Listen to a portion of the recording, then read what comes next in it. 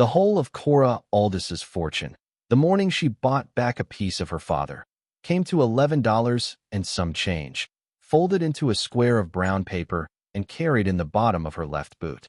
She spent $6 of those dollars on a fishing shack that nobody else in Ashford County would have taken as a gift. The men gathered on the courthouse steps and Hollis laughed when she raised her hand. A widow in a mended gray coat, bidding against no one for a leaning shack and 14 acres of river bottom that the cattle outfits had quit fencing years ago because there was nothing on it worth the wire. $6. The man reading the delinquent tax list asked her twice if she was certain, the way you ask a child whether she really means to trade a good knife for a handful of creek stones. If you're enjoying this story so far, don't forget to hit the like button and subscribe. Drop a comment telling me where in the world you're watching from. I love hearing from you. She was certain. She had been certain since the notice was tacked to the post office wall 3 weeks before, since she had read the legal description twice and recognized the bend of the Greer River in those dry surveyor's words and known, the way you know a voice in another room, that the parcel they were calling worthless had once been her father's. Cora was 46 that autumn, and her hands had done the work of a woman twice married to hard ground, first to a father's forge and then to a husband's homestead.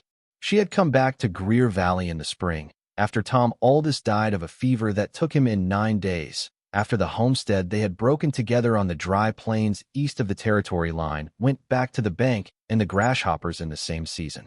She had buried a husband and the better part of her own hope in soil that never once kept a promise. Hollis was where she had been raised, the only place that had ever felt like the beginning of anything. And a person who has run out of everything else will sometimes go back to the beginning just to stand on it. The man with the tax list wrote her name in his ledger without looking up, which was its own kind of answer. Behind her, somebody said the word fool low enough to be deniable and loud enough to land. Cora took the receipt and folded it into the brown paper with what was left of her money and walked down the courthouse steps into the thin October sun, and she did not let her face do anything at all. To understand why a sensible woman would spend 1/6 of everything she had on a derelict shack, you have to understand the man who built it, and you have to understand the river it sat beside. Emmett Mercer came into Greer Valley in 1868 with a wagon, an anvil, and a wife who would not live to see the second winter. He was a blacksmith, and the kind people rode 40 miles to find, because there is ordinary iron work, and then there is the work of a man who treats steel the way a good doctor treats a frightened animal, with patience and a refusal to be hurried. He shod horses and set wagon tires and forge-welded brakes other men said could not be mended. He raised his daughter alone in the rooms behind the smithy, taught her to read by the forge light, and taught her, without ever saying so directly, that the worth of a thing and the look of a thing were two separate matters that only fools confused. The most important thing Emmett Mercer ever did in Greer Valley, he did in June of 1869, and almost nobody remembered it. He filed on the water. In that country, in those years, the river was the only thing that mattered in the end. A man could own 1,000 acres of grass and starve on it if he could not water his stock through an August drought. The law of the territory, borrowed from the miners, ran on a single hard principle. First in time, first in right. The first person to divert the water and put it to honest use held the senior claim, and in a dry year the senior claim drank first, to its full measure, before anyone who came later got a single drop. Emmett had walked the Greer his first summer, seen what the river did in a hard year, and ridden to the county seat at Verdun to record his notice of appropriation at the point where his ditch left the river. He had been one of the first 3 men in the whole valley to do it. The shack on the river bottom was where he ran that ditch, where his head gate sat in the willows, and the water that ran past it answered to a piece of paper with his name on it, and a date that beat nearly every other claim in the country. Emmett died in the spring of 1880, in his sleep, an old man who had outlived 2 wars, 1 wife, and his own knees. Cora was gone east to the plains with Tom by then, and the news reached her in a letter that took 11 days. There was no money to come with and a calving season to get through, and she told herself she would visit the grave when things eased. Things never eased. By the time she understood that they never would, 6 years had passed. In those 6 years the valley changed hands. A cattleman named Royce Telford came up from the south with money behind him and a long, patient way of looking at land, and one failing ranch at a time, he bought up the high benches, and the home places of men broken by drought and debt. He built a dam across the Greer at the Narrows, where the canyon pinched the river to a throat, set a headgate in it, and began to do the thing that men with dams do, which is to decide who got water and when. Telford believed his own claim to the river was the oldest and best. He had filed in 1878, his first year, and he operated for 8 years as though 1878 were the beginning of the world. The homesteaders strung out along the lower Greer took what came past his dam, and in a wet year that was plenty, and in a dry year it was a trickle, and Telford collected their land when the trickle wasn't enough. He was not, to look at him, a cruel man. He was patient and clean and soft-spoken and entirely certain that the valley was arranging itself the way valleys naturally do, with the strong gathering up what the weak could not hold.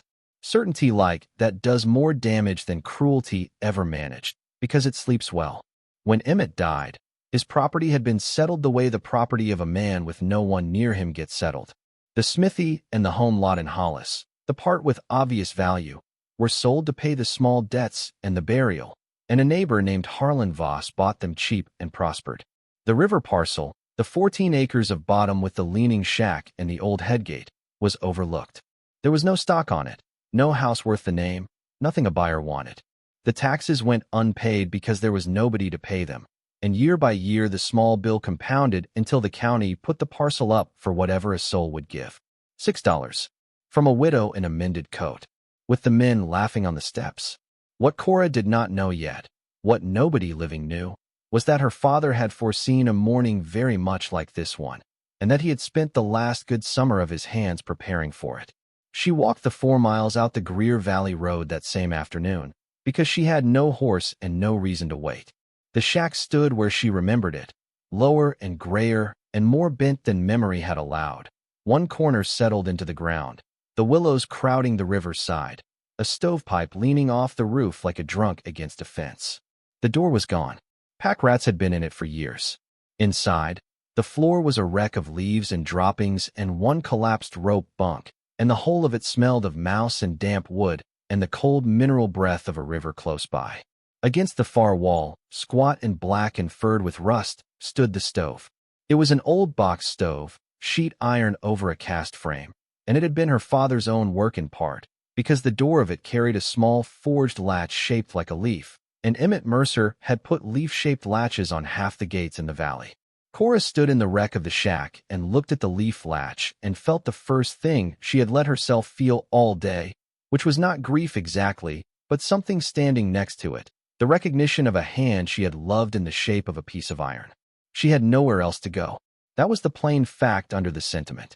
Ruth and Jonah Calder, a young couple homesteading down on the lower Greer whose people had known her father, had given her a bed through the spring and summer, but the Calders were drowning themselves, their small herd gaunt from a season of bad water, a baby in the house and a winter coming, and Cora could not eat their kindness much longer without despising herself. She had $6 in her boot and a shack she owned outright. A person with no good choices learns to be grateful for a roof, even a bent one. So she went to work, because work was the only language she had left for hope. Over the next 9 days she made the place fit to live in by the standards of a woman who had wintered in a Nebraska soddy. She hauled out the leaves and the rat nests, cut willow and patched the worst of the wall gaps with mud and cloth, hung a salvaged plank for a door, stretched oiled paper over the window where the glass had been. She walked into Hollis twice for nails and tar paper, spending her dollars one at a time and counting what was left each night by a single candle, the way you count the same small number over and over hoping the counting will change it. It was the cold that drove her to the stove. The nights were sharpening, the high country cold that comes down off the snowfields and finds every gap in a wall, and paper on a window would not be enough when the real weather came. She needed heat. So on the 10th day, she set herself to getting the stove sound.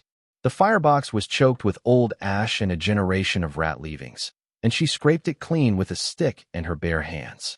The stovepipe was rusted half through and would have to be replaced, but the body of the stove, when she knocked the rust scale off it, was heavier and sounder than she expected, and that snagged at the edge of her attention without her quite knowing why.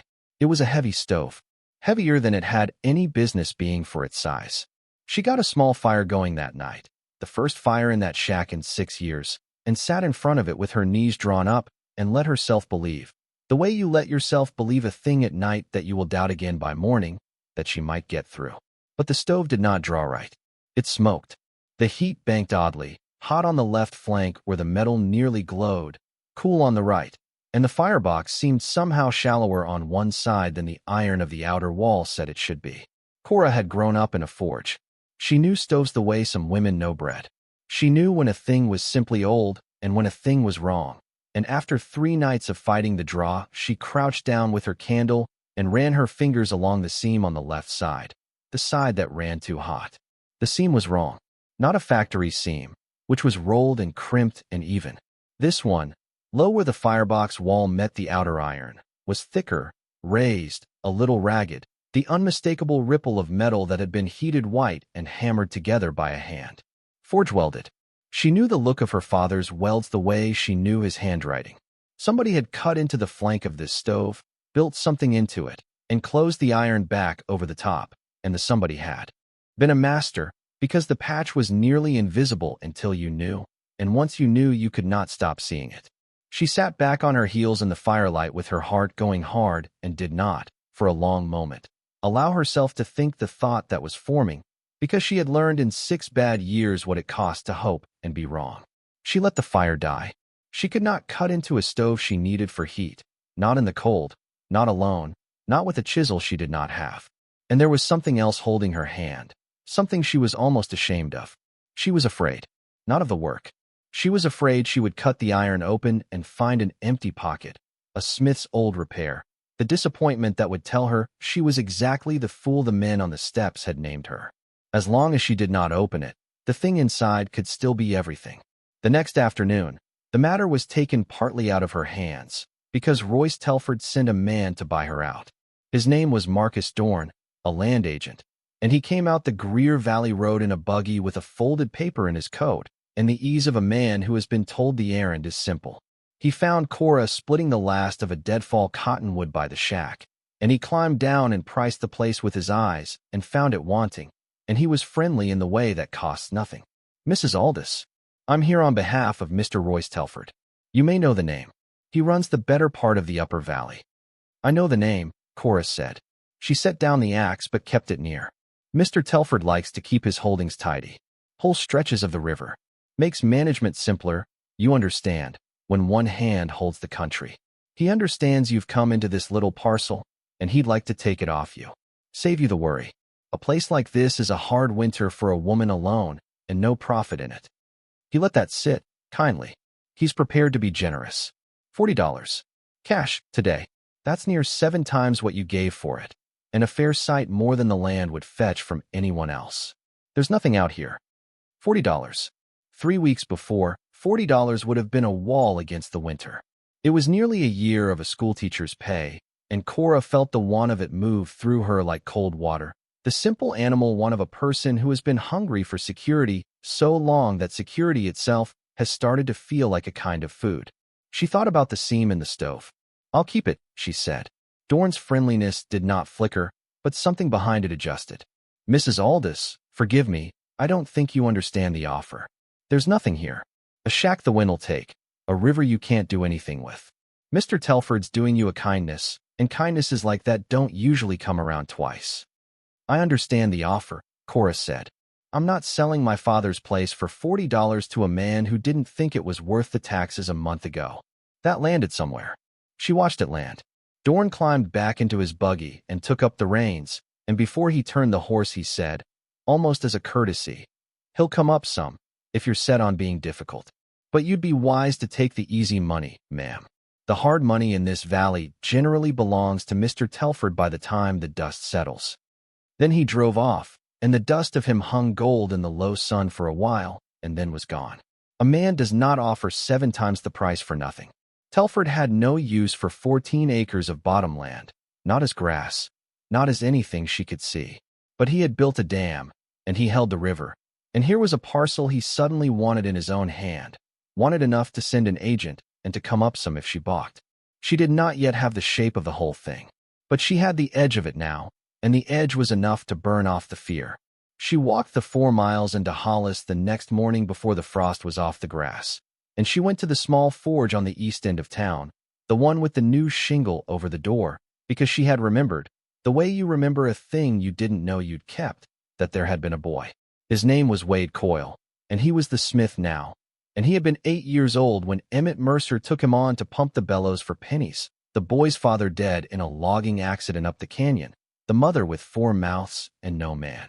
Emmett had kept Wade at the forge for 9 years and made a smith of him, and had been, by every account Cora had ever heard, the nearest thing to a father the boy had after his own went under the logs. Wade was a grown man now of better than 30, broad through the shoulders and gone gray early at the temples, a widower himself these 3 years, his wife and the child both lost in the same bad birth. He was quiet in the way of men who have learned that most words make things worse.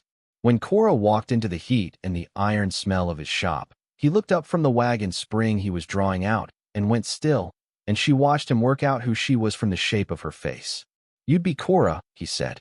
"Emmett's girl." "Not a question." "I would," she said.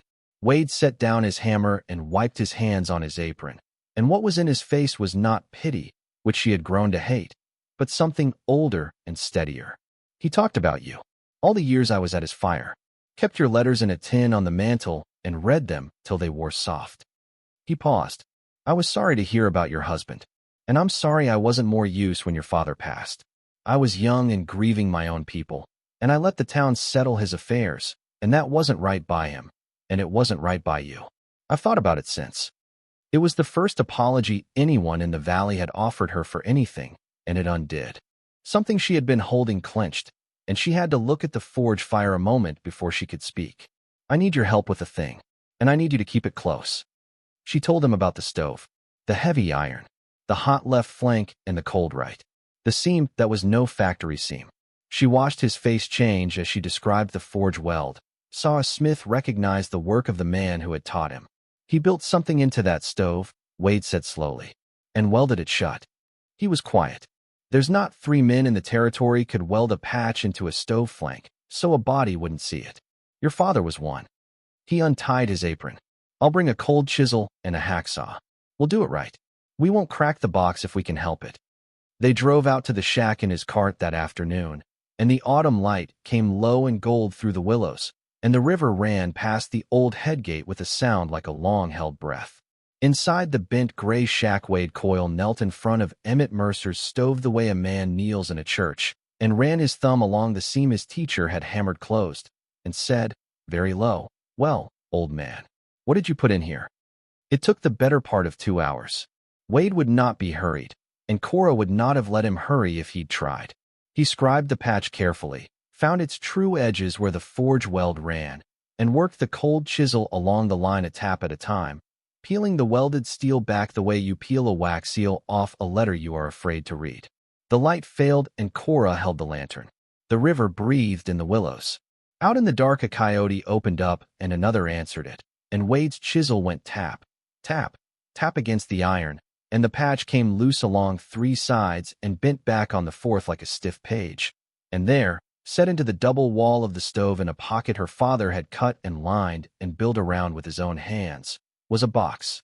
A box of forge-welded steel, no bigger than a family Bible. It seems hammered shut while the metal was white, the corners true, the whole of it black with years, and warm now from the small fire that had been burning against its outer wall an hour before. Emmett Mercer had made it to last 1,000 years. He had made it to survive fire and flood, and the indifference of strangers, and the slow grinding patience of a man like Royce Telford.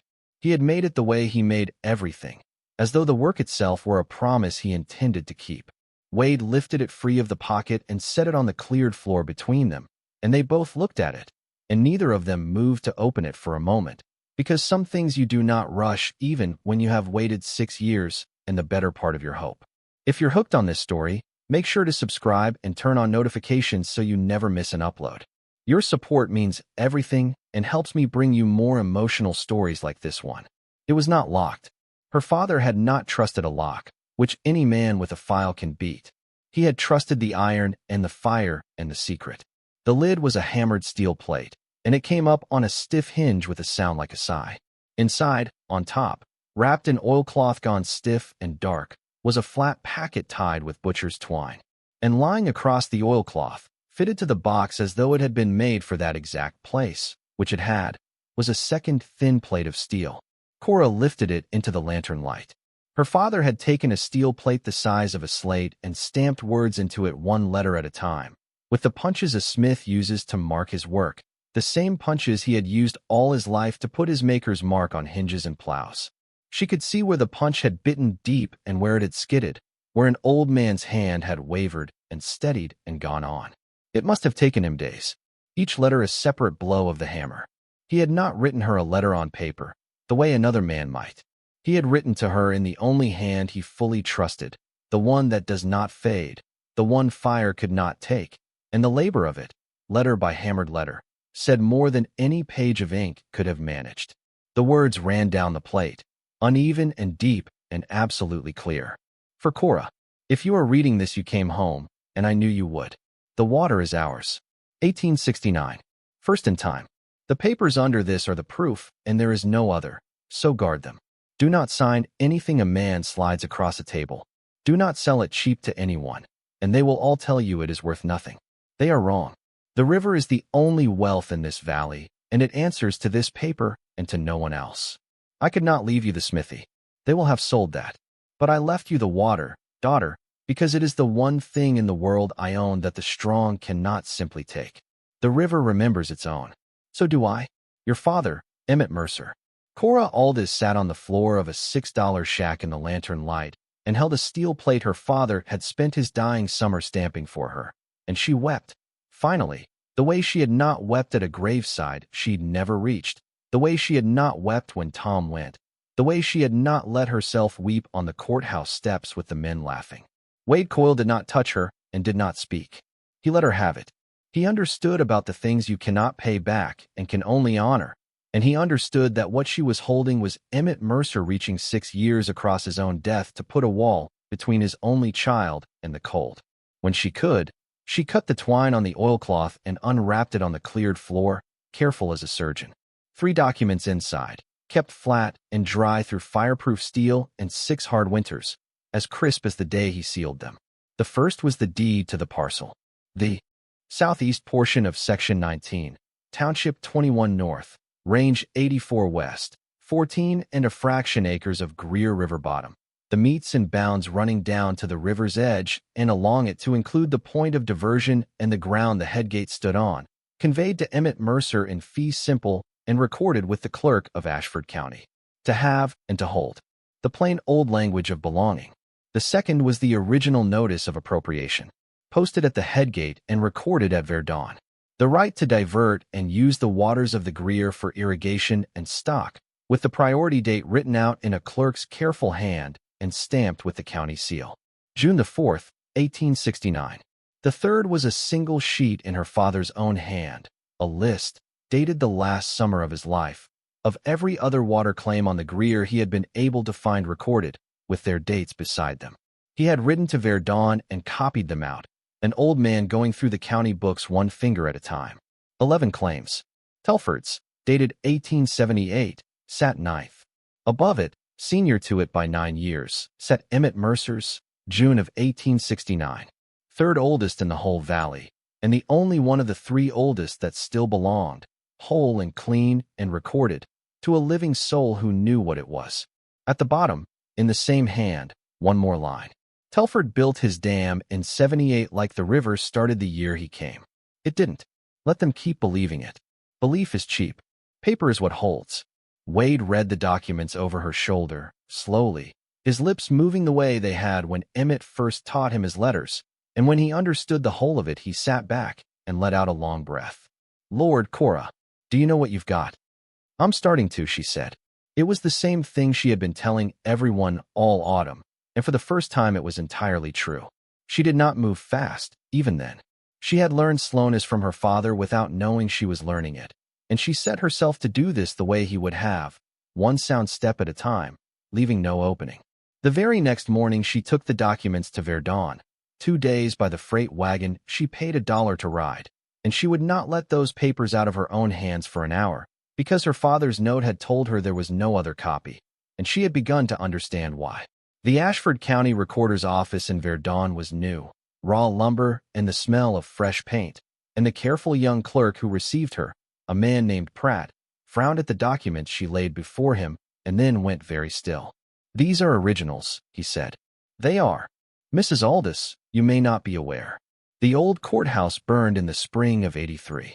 We lost the better part of 40 years of records. Deeds, the water books, probate, near all of it. We've been reconstructing what we can from people's own papers when they bring them in, but most folks never kept their originals, and a great many claims in this county now rest on nothing but memory and what was filed after the fire." He looked up at her. "There is no office copy of your father's water notice." "There can't be. It burned. If you hadn't walked in here with this in your hand, the oldest surviving record of a claim on the Greer would be," he paused, and she watched him do the arithmetic she had already done, would be Royce Telford's. 1878. So that was the shape of the whole of it at last. Her father had welded the proof into a stove not out of an old man's foolish caution, but because he had known the kind of country he lived in and the kind of man Telford was, and he had wanted his daughter's claim to survive anything, fire included. And the fire had come. It had burned away every other man's proof and left her father's hole, sealed in steel, waiting. She found a lawyer in Verdun, a sharp gray man named Theodore Ames who had spent 30 years in territorial land and water law and had seen, he said, a great many things, but never quite this. He read the documents 3 times. He laid Emmett Mercer's hand-copied list beside the official reconstructed record and checked it line by line. And where the official record was a blank from the fire, her father's careful copy filled it in. "Mrs. Aldous, I'll be plain, because false hope is a cruelty and I won't deal in it. But I won't undersell you either, and what you have is as clean as anything I've handled. This deed is good. This appropriation is good, recorded, sealed, dated 9 years senior to Telford's. Under the law of this territory, plain as a fence post, your right to the waters of the Greer comes before his. In a year like this one, that means yours fills first, to its full measure, before a drop is his by right. He has run his dam these 8 years as though his were the senior claim, metering out the river to the men below as though it were his to meter. It never was. He simply held the only paper anyone could find, and after the fire, the only paper at all." Ames put his spectacles back on. "Until you walked in. What does that mean for the people downriver?" Cora asked. She was thinking of Ruth Calder's gaunt cattle and the baby in the cold house and the well going dry. The homesteaders below his dam. Ames considered her, and his hard old face softened a degree. "It means that if your right is enforced, Telford cannot lawfully keep the river pinned in his reservoir to satisfy his junior claim while a senior right downstream goes thirsty. He'll have to open his headgate and let the water down to you. And your parcel sits low, near the bottom of the valley. Every acre between his dam and your headgate lies along the path that water has to travel to reach you. He let it sit.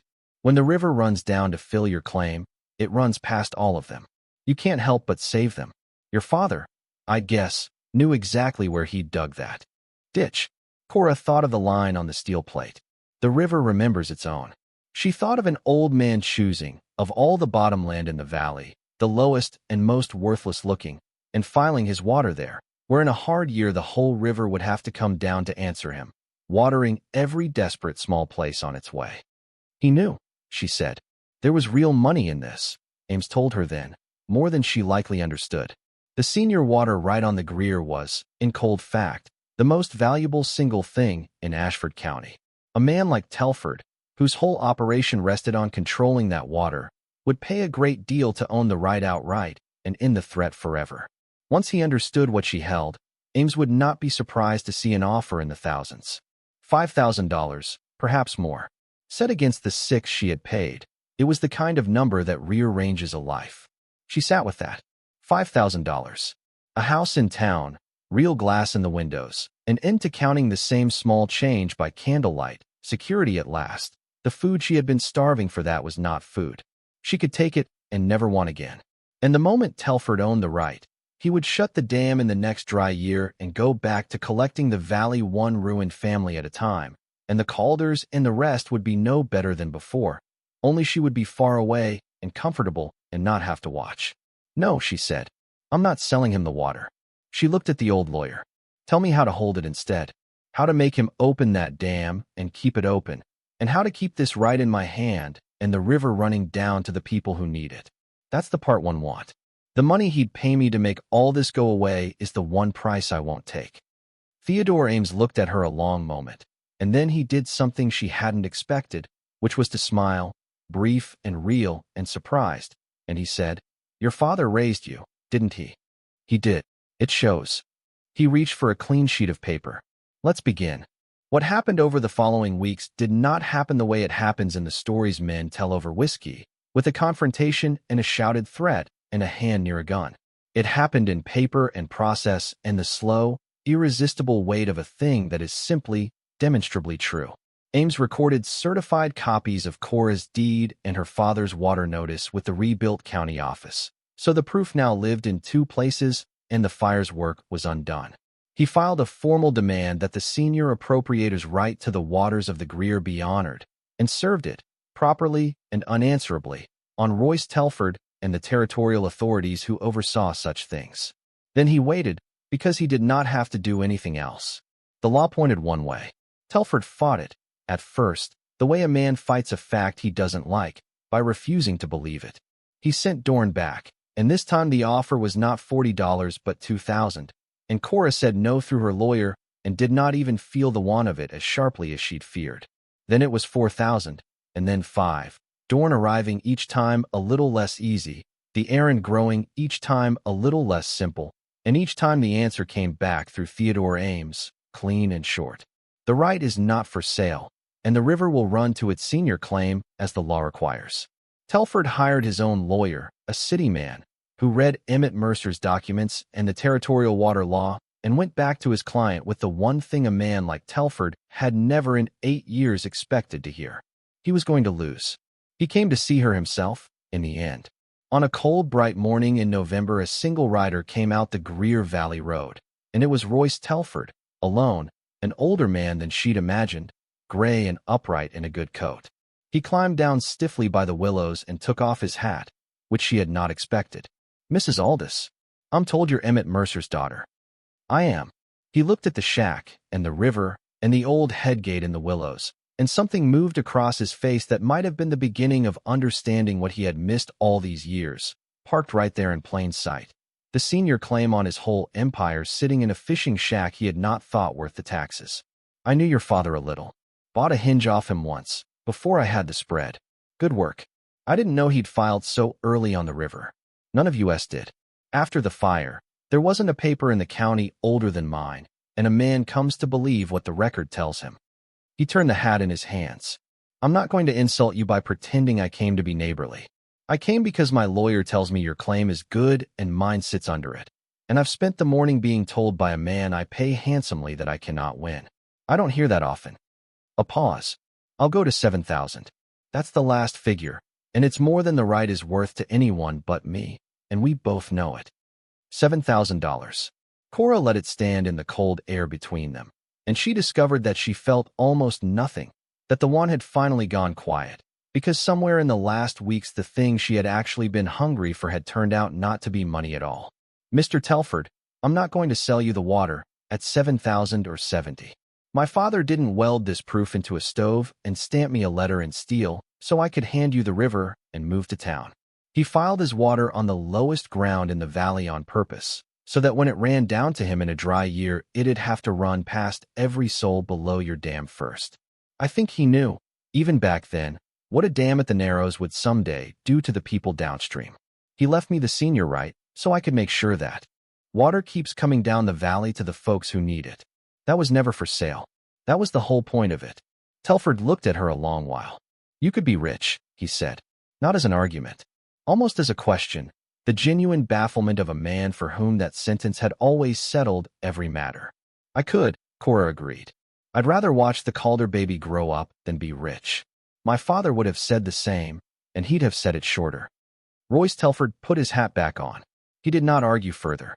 He was certain, and certainty is hard to move, but he was not a stupid man, and a part of him, she thought, had heard something in the willows that morning that he would turn over for a long time after. "My lawyer will arrange the release of the water," he said. "Within the week."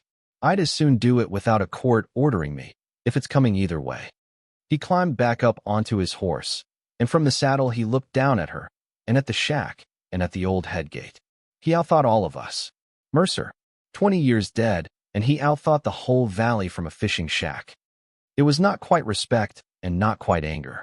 It was the thing a hard man feels when he meets, late, a harder will than his own, hidden where he never thought to look. Then he turned the horse and rode back up the valley toward his dam. The water came down 4 days later. Cora was at the Calder place when it happened, because Ruth had sent Jonah to fetch her, word having traveled the valley the way water itself travels, fast and downhill and into every low place. Telford had opened his headgate at the Narrows, and the Greer, pinned 8 years to a junior man's measure, came down its own old bed in the cold November light, and it came down full, the way a river runs when it is finally allowed to be a river. Cora stood with the Calders on the bank and watched the water rise against the dry stones, watched it reach the gravel bars that had been bone pale all autumn and darken them, watched it fill the side channels and seep out into the parched willow roots. Ruth Calder made a small sound and put her hand over her mouth.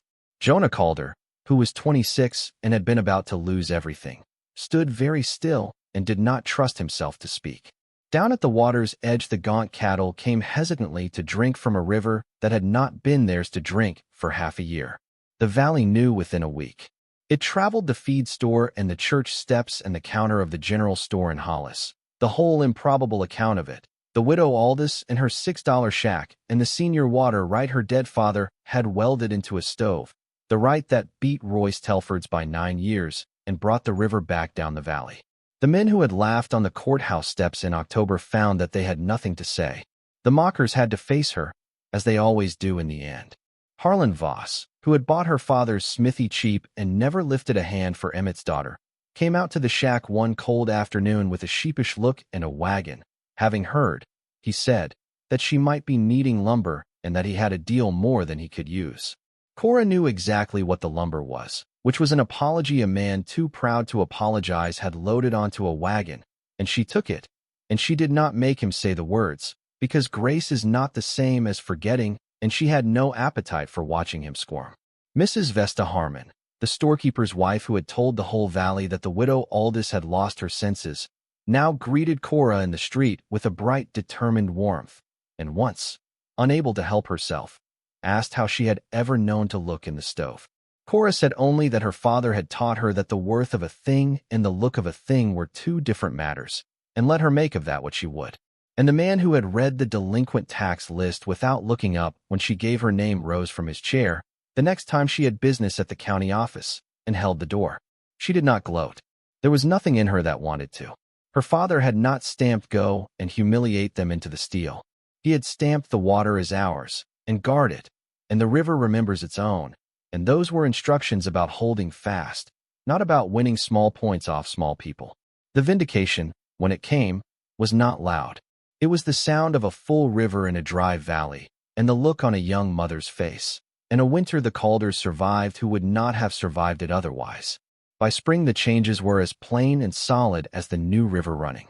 Cora kept her 14 acres and her senior right, and on the strength of that right, which the whole valley now knew was the surest thing in Ashford County, the bank in Verdun that had once taken everything from her was glad to advance what she needed to put the place right and turn the bottomland to use. Wade Coyle helped her build it back, not into a shack but a house, small and square and sound, with real glass in the windows she had wanted so long. The old box stove she did not throw out. Wade mended the flank with a patch you could not see, and on the wall above it she hung the steel plate, where the morning light caught the deep-stamped letters her father had hammered one at a time in the last summer of his hands, so that the first thing she saw each day, and the last thing each night, was the river remembers its own. She did not marry Wade Coyle that year, though the valley confidently expected it, and the valley turned out, in time, to be right. That spring they were two people who had each lost the center of their lives, learning slowly and without hurry that the company of someone who had known and loved Emmett Mercer was its own kind of homecoming. He came out to the river often, and they worked the ground together, and in the evenings he would sit at her table, and the two of them would say very little, in the way of people raised around a forge, where the important things are mostly understood without speech. There was time. There had been so little time for so long. And now, for the first time in years, there was time. The water ran down the valley all that summer and the next, and the small places along the lower Greer held. And the Calder baby grew into a brown-legged child who would run down to the river's edge and not know, for years yet, that the river was only there because a woman she called Aunt Cora had refused $7,000 from the richest man in the country. Sometimes, in the long light of a summer evening, Cora would walk down to the old headgate in the willows where her father's ditch left the river, the lowest and least regarded acre in the whole valley, chosen on purpose so the water would have to come all the way down to it. She would listen to the Greer run past, that sound like a long-held breath finally let go, and think about an old man at his forge, going gray and stiff in his hands, spending his last good summer not on anything that looked like wealth, but on a steel box and a stamped plate, and a secret, building a wall across 6 years of his own death to keep his daughter from the cold. He had not left her the smithy. They had sold that, as he knew they would. He had not left her money, of which he'd had little. He had left her the one thing in the world the strong could not simply take, hidden in the one place no one would think to cut open, sealed in the one material fire could not erase. He had known she would come home. He had known they would tell her the parcel was worth nothing. And he had trusted her, in the end, to read the iron instead of the men. The men on the courthouse steps had laughed at $6. They had not understood what she was buying. Neither, that morning, had she. But her father had understood it perfectly, 20 years before, standing on the lowest ground in the valley with a notice in his hand, and he had spent his dying summer making sure that when the day came, the proof would be waiting, sealed in steel, in a fishing shack beside a river that remembers its own. Thank you so much for watching until the end. If you love this story, check out the other videos on your screen now. I think you'll really enjoy them. And don't forget to subscribe if you haven't already. See you in the next story.